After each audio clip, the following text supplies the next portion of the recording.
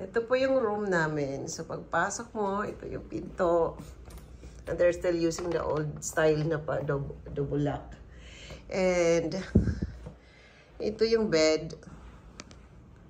Maganda siya. Yan. O, diba? Old style. Ayan. Yan yung bed. Tapos, ito yung TV.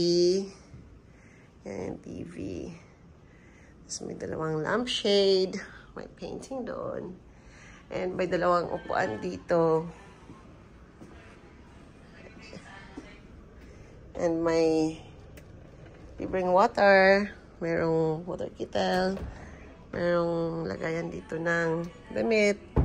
And may salamin. Hello! And then dito yung CR. Andun si baby. Oh, finally. Makakapagpahinga saglit.